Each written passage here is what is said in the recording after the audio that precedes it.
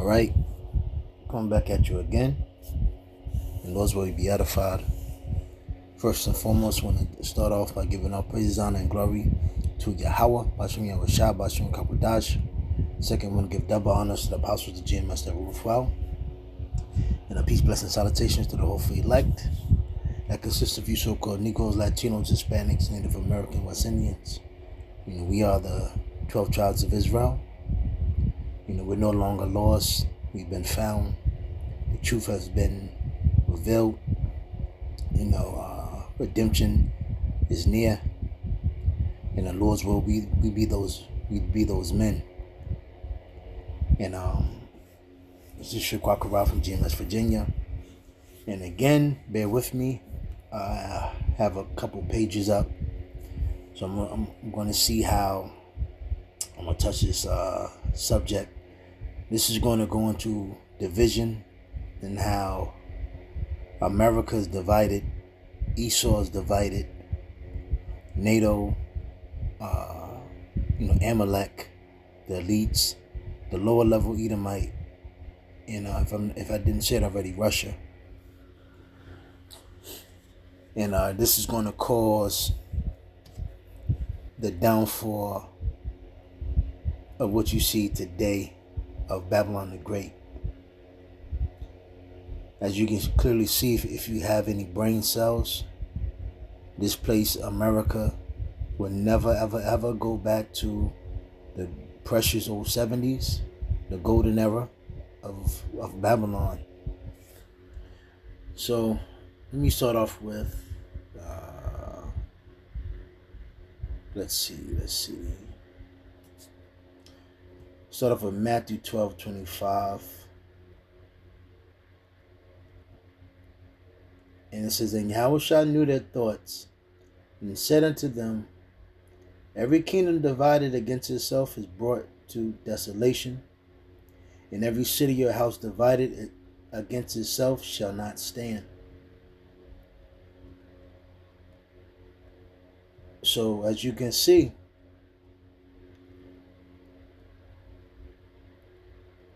America is divided.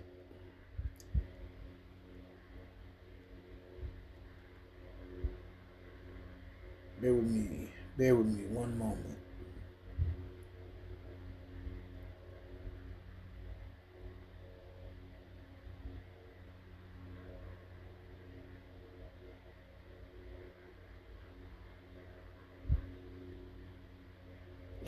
So, all right. I pulled up chat. Got a couple articles in chat to go with this. I want to focus on how America, Babylon the Great, is divided. Let me see something real quick.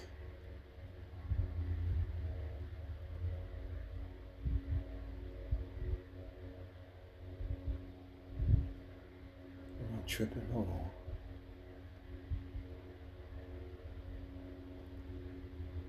Thought I had everything pulled up. Hold on. Bear with me a moment.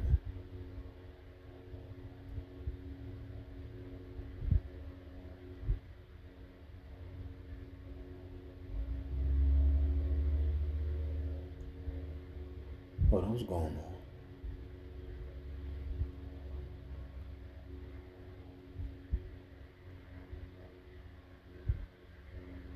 Chapter 25. Alright, my bad, damn. Alright, Shalaki.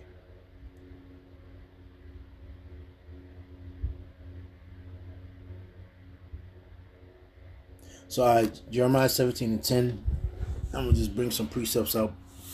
So, the Lord searched the heart. I try the reins, even to give every man according to his ways and according to the fruit of his doings. Now we understand, Esau is bringing forth the New World Order, but he's doing it in a very cunning, using a lot of sorcery, backstabbing, and conniving way. He's not coming out publicly to forewarn, all of his people, the Edomites. You have certain Edomites, again, you have Edomites that are Christians, Catholics, atheists. You have certain Edomites that even amongst the Jews, you have different sects of those Jewish people. You have the Edomites of Russia. You have NATO, another class of Edomites. And again, you have lower level Edomites, trailer trash. You have MAGA, and again, these Edomites all classify themselves as different. They don't only Edomites that use this term white is here in the West, and that was a term created to pretty much hide and disguise, all so-called white people. But again, even then, they're not together. They're not unitized. Because even when you go into the early wars of America, how America fought, the whore fought against NATO, and pretty much gained independence from NATO, and then eventually, the whore became strong, and now the whore pretty much operates and tells the whore what to do underneath the disguise, underneath the term of Amalek, the top banking families. Now, yeah, like it says in Jeremiah 17:10, what Esau wants is to blot out Yahweh Bashem Yahushua, blot out the real Hebrew Israelites, and they're just causing a bunch of chaos and confusion, which is going to lead into the destruction of America, because his lies and his deceit is pretty much messing everything up. And he has to do this to usher in this new world order. But everything, he himself is divided. So let me see something real quick.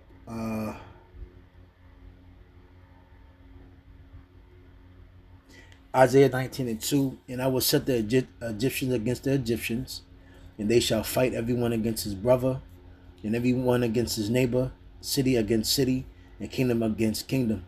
And just like wherever is it in second Esdras, they should not regard their kings. Roughly paraphrasing. These is going to, America, the America that you saw prior is about to change drastically. And you're about to see a lot of bloodshed, a lot of chaos, a lot of war. Very problematic. Verse 3, and the spirit of Egypt shall fail in the midst thereof, and I will destroy the counsel thereof. And, one of the counsels that Esau tried to use is this whole terminology of we're all Christians and we're all one and we're all equal. Well, everybody's figuring out that was a lie, like you said on Mari. And they shall seek to idols and to the charmers and to them that have familiar spirits and to the wizards.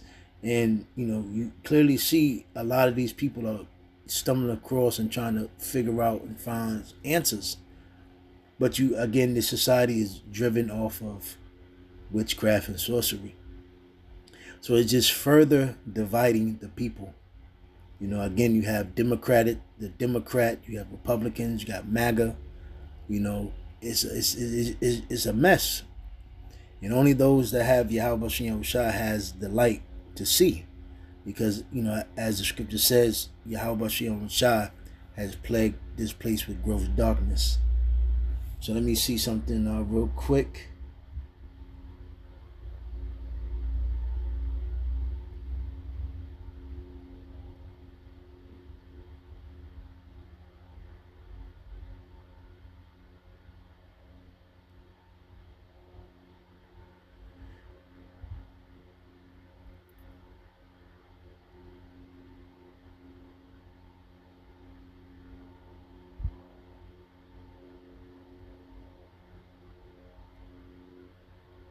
All right.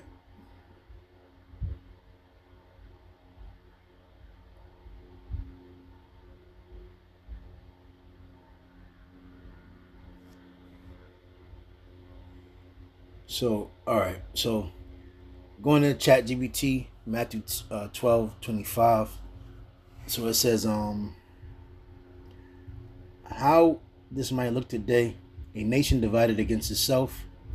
Political hatred becomes so strong that people see fellow citizens as enemies rather than neighbors. You got to remember the violent, destructive, and deceitful history, even of how America even got established. So a bunch of bloodshed, wickedness, and iniquity underneath the disguise of a godly nation. So these are things that just can't be forgiven. How Esau wants to pretty much he used Hollywood and entertainment and bread and circus to try to blot out his dirt in his record. But you just can't forgive what Esau has done to the children of Israel, even his own people.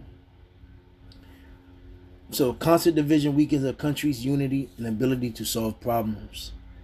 And again, Esau, the Amalek, he's the root cause of these problems. He caused it, and all he does is bring out new laws and legislations to try to cover it up and try to bring some type of order. But it's the confusion and the destruction that he caused, he created. So a family divided against itself, family members refuse to communicate, forgive, or work together. And that's another thing that's has plagued Babylon the Great.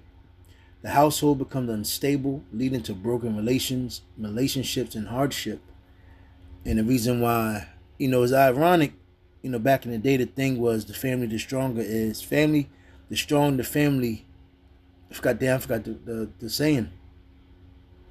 But basically, what I'm trying to bring forth, if a family was strong, they were unmovable. But today in this society, family have been the weakest, and that's why everybody has become so isolated, and that's why Esau can pretty much the top banking families can rule as he does.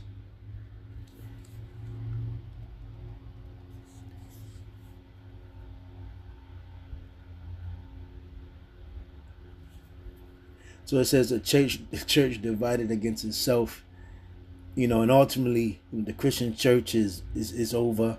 These other religions, they're fallen, and everything is just looking bad. But ultimately, overall, this is all the doings of Yahweh Shem Shah. But it says members spend more time arguing, gossiping, and competing than serving Yahweh Shem Shah, because the religion that Esau has brought forth has been a complete mess. The church, let me see, going down. A community divided against itself. People separate into opposing groups filled with distrust and resentment. Cooperation disappears, making it difficult to address common problems. Let me see.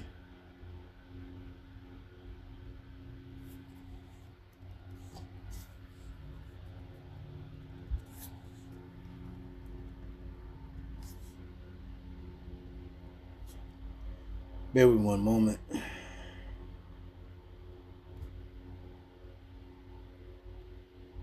All right. This is another one. Can you explain? I asked, can you explain to me how America is divided and why it has so much turmoil amongst people? So let's see. America is a large and diverse country with people from many different backgrounds, cultures, religions, political beliefs, and economic situations. And this was all created. Esau pretty much tried to use a smokescreen of Antiochus. Because of that diversity, there are often disagreements about how society should be governed and what values should be emphasized. Not, I wouldn't say that much, but because Esau is the devil, and he rules in a shadow government. Some major areas that contribute to division and turmoil include, let's see, political division. Matter of fact, let me get this real quick.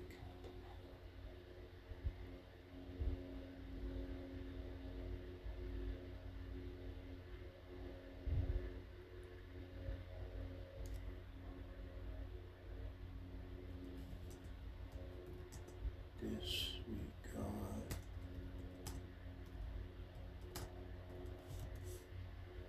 Second Ezra 15. Salaki. Second Ezra 15. So let me do this. Let me do this one. Let's see what this says.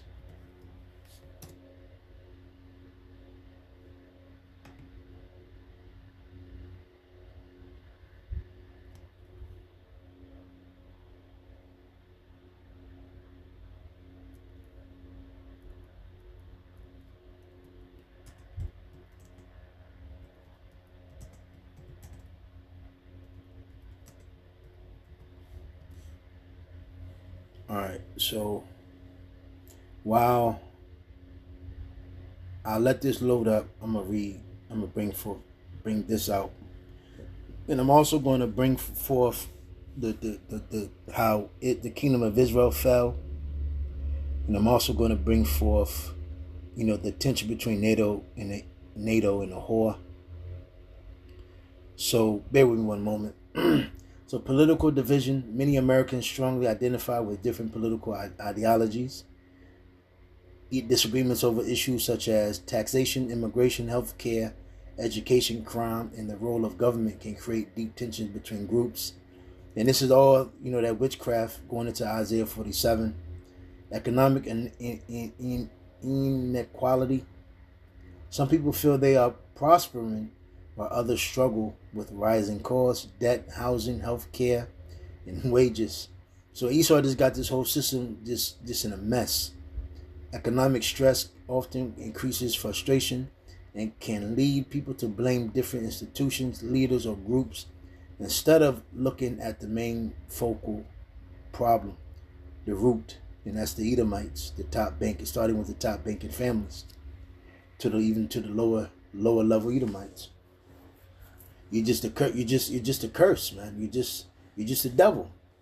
Cultural and social changes. Let me see what this says.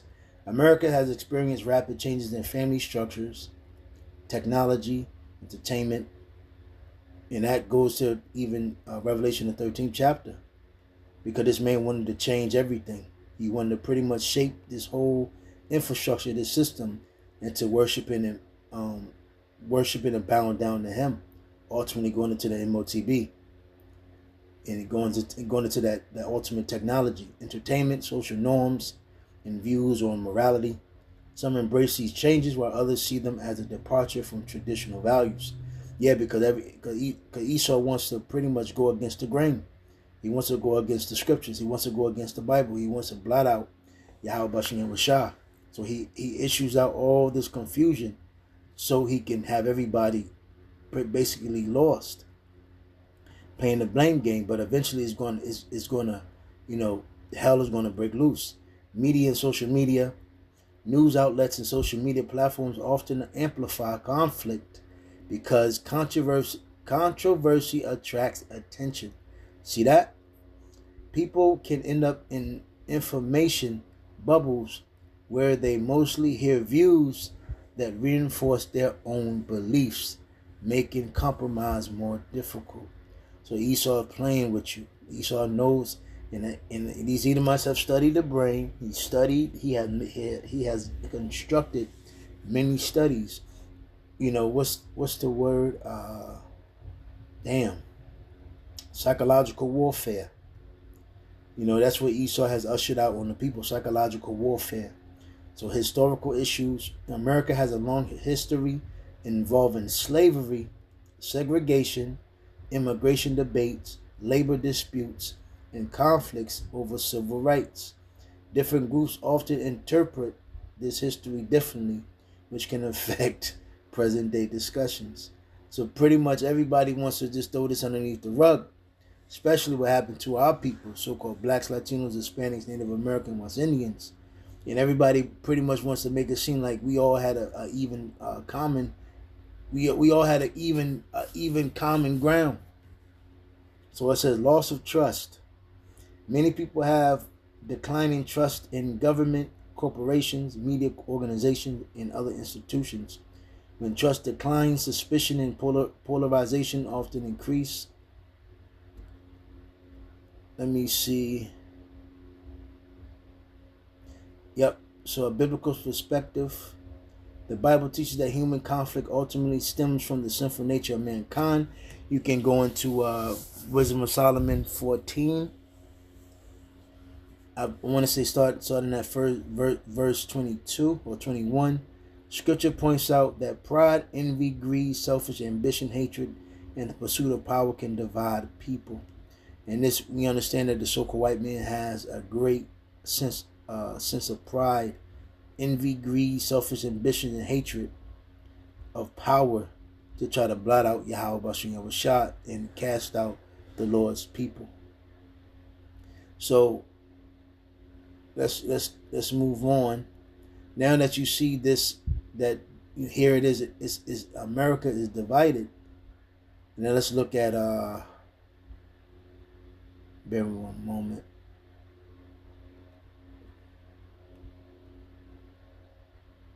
Revelation 17 and 16, and the 10 horns which thou sawest upon the beast, that's NATO,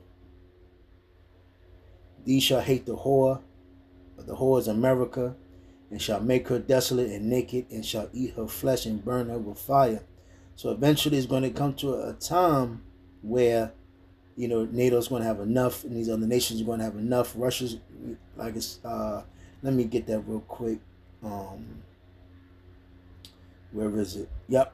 Isaiah 13 and 7. Behold, I will stir up the Medes against them, which shall not regard silver as for gold.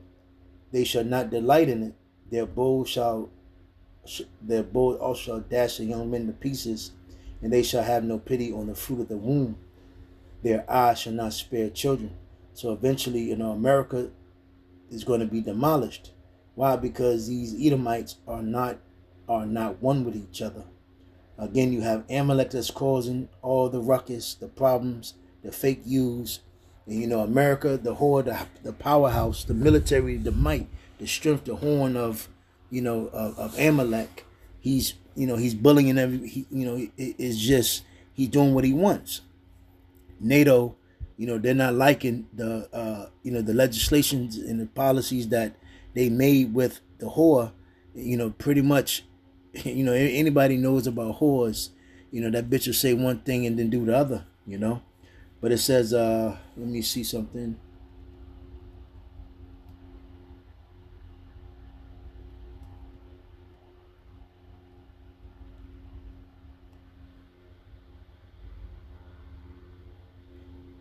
Yep, Revelation. Let me just get this real quick. Let me see something.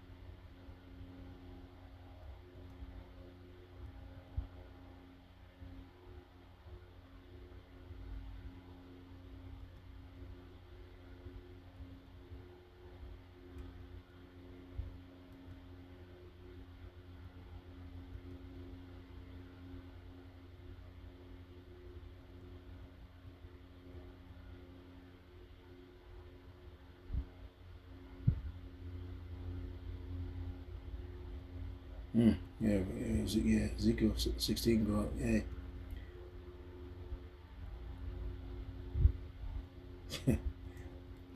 I was reading Ezekiel 16,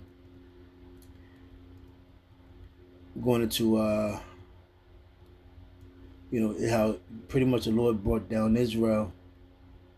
But hey, you know, hey, you can use it for Esau, because the Lord's gonna break down you Edomites, man. You know, you Edomites, you know, you swear, you claim that you're the Lord's chosen people. You know, you use that alibi for a season, you know. But let me jump down.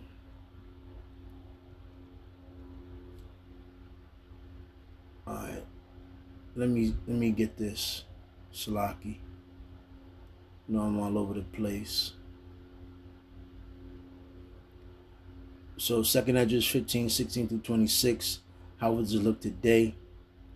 2nd Edges 2nd Edges 15:16 through 26 is a prophetic passage describing a time of widespread chaos, violence, social breakdown, famine, and judgment. In the text, people rise against one another, governments struggle to maintain order, necessities become scarce, and many suffer because of wickedness and lawlessness. If someone were to apply these verses to the modern world, they might see parallels such as civil unrest, riots, and political violence, increasing division between groups of people, communities, and nations, economic hardship causing shortages of food, housing, or other necessities, rising crime and a lack of respect for law and authority, wars and rumors of wars creating fear and instability, people becoming more focused on survival than helping one another, distrust of leaders, institutions, and neighbors. For example, verse 16 speaks of people rising up with swords. Today, that could be viewed as armed conflicts, terrorism, gang violence, civil wars, or violent political clashes, which you're seeing, and it's going to get worse. Let me see. Verse 19 to 21 describes suffering caused by famine and tribulation. A modern parallel could be food insecurity, inflation, supply chains disruptions, economic collapse, or disasters that leave people struggling to meet basic needs, and everybody suffering. And again, the Lord is saving everything for last. Verse 22-23 speak of people not turning away from wickedness despite judgments. Many readers see this as a warning that even when societies experience hardship, people may continue in corruption, greed, violence, and injustice rather than seeking righteousness. Yeah, and that's ultimately, you 2/3. Instead of our people, taking heed to this message, our people are going to be out there caught in the midst of it. So verse 24-26 describe mourning and destruction spreading through the land. Today, some might compare this to communities devastated by war, crime, economic collapse, natural disasters, or social disorder. Let me see.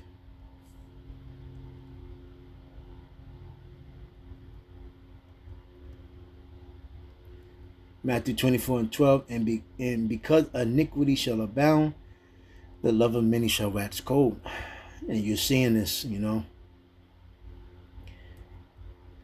can cut that tension like a knife. I stopped at the store.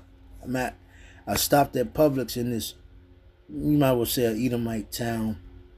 There was very few Jakes there, a bunch of Edomites there, but you can clearly just feel the tension. When Edomites wasn't even talking to each other, so everybody's divided. And when this thing pops off, it's really gonna pop. It's really gonna kick off, and it's gonna kick off to the point where Esau is gonna have to bring in that new world order, and that's pretty much the whole plot in what the agenda was. But eventually, and out of all of this, is gonna cause a great war amongst the nations, World War III. With the doings of Amalek, etc. It's just going to get nasty out here, and it's going to eventually lead up to World War III. Now, bear with me real quick, because as you can see, you can't come off as a Christian nation and you come off as a hero or the savior, and then your whole philosophy is democracy. That means you can do what you want. You're pushing all sorts of religions, you're pushing idolatry, you're pushing homosexuality. Esau pushes lies, he pushes adultery, he pushes covetousness, and he pushes murder. When you half the time when you turn on the TV now, this is all what you see being pushed on a high scale. So again, this system going into Revelation 13, Esau is trying to blot out Yahweh Bashem Yahushua and the Israelites, but by what the new world order, using his philosophies, etc., and then eventually chaos is going to erupt, but he's going to bring in the new world order, but ultimately it's going to eventually lead up to World War III. And that's how this man is going to eventually be taken out of power, because again, the NATO does not agree with the Hoa. Amalek is doing what he wants. All types sorts of demonic in behind the back and behind closed doors. He's breaking all sorts of truce and treaties. You have Russia, the Medes, the modern day Medes. The Lord is going to, allow these nations to start forsaking the Hoa, America, and they're going to side with Russia. Moab, China, Japan, North Korea, Turkey, etc. These nations are going to eventually back behind Russia, and those nukes are going to fly, and it's going to eventually be World War III. This system you see clearly is not. It can't last, because as everybody can sit, if anybody that has brain cells that has any sense, you can't nothing come from this place.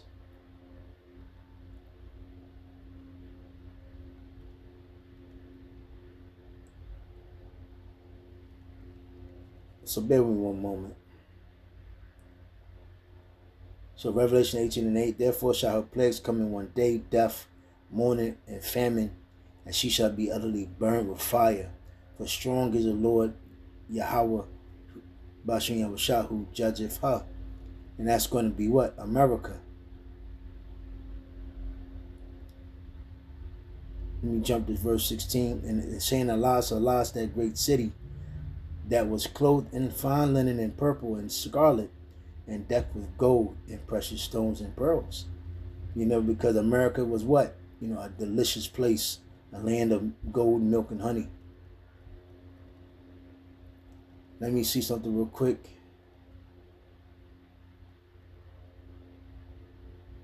I think that's pretty much the point. Let me make sure.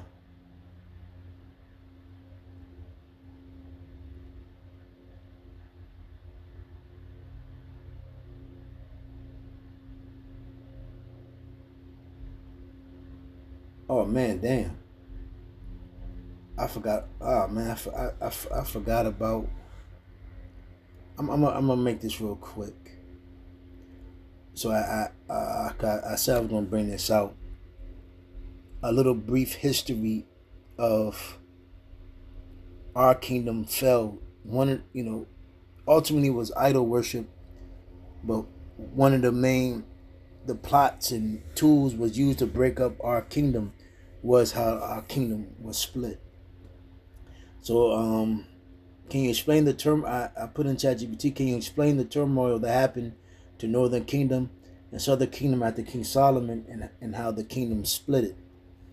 And it says, after the reign of King Solomon, the United Kingdom of Israel split into two kingdoms.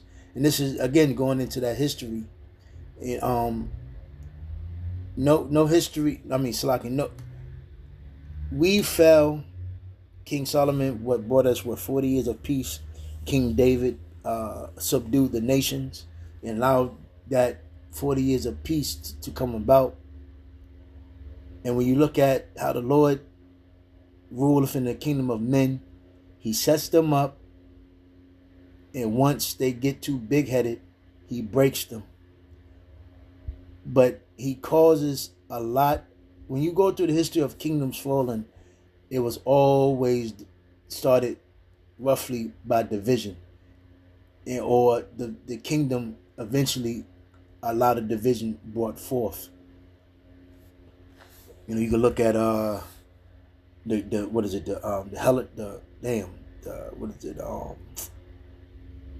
the Seleucids in the Ptolemy Empire, going into going into the Hellenization of the world, of Alexander, his kingdom, sort of speaking, going into the Antiochus, the Roman Empire, the Caesars.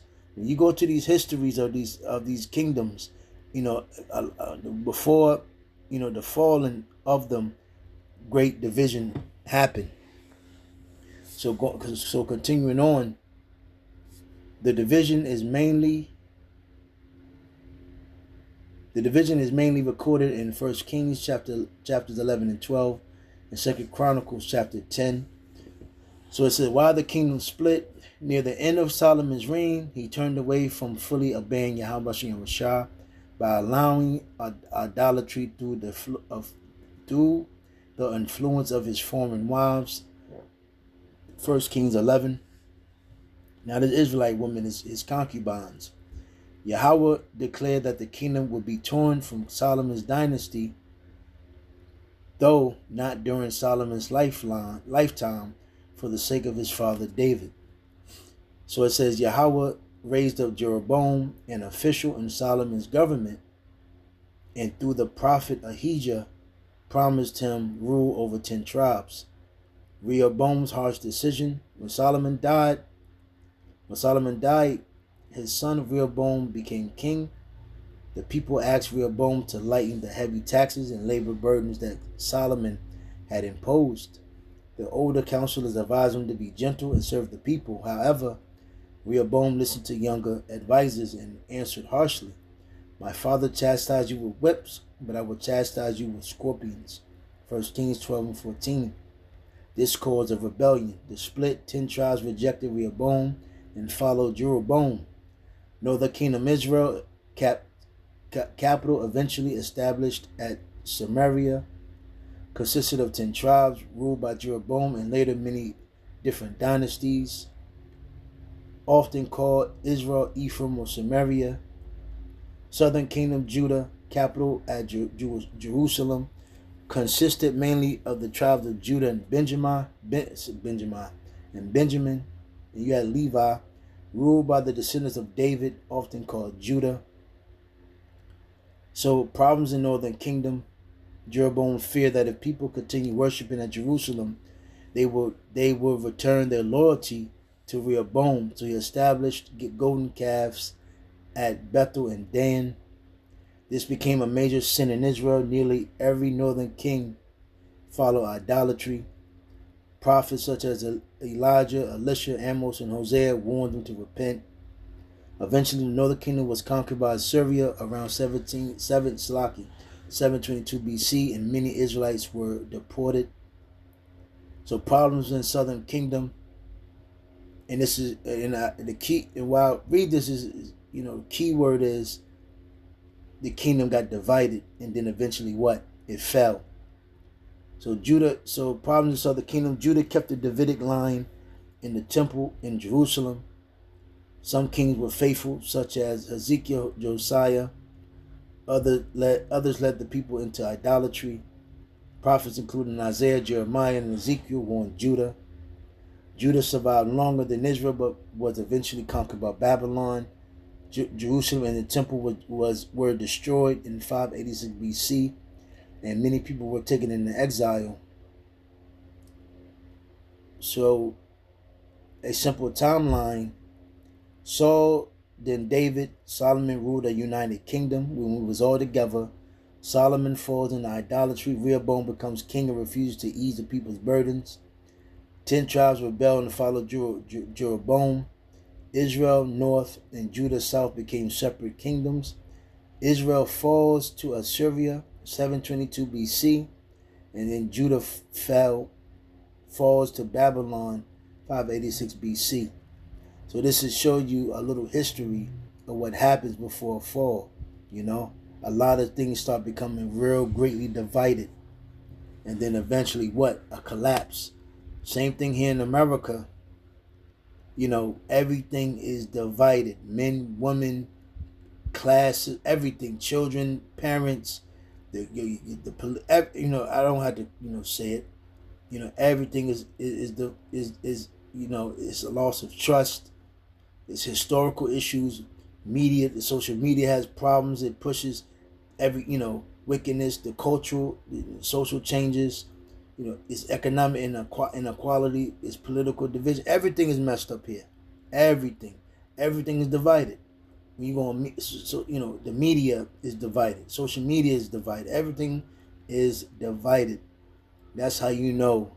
And when you leave your household, you can feel it, and the tension is there. But I'm gonna go and wrap this thing up. Lord's will be satisfied with that. I'm gonna say shalom.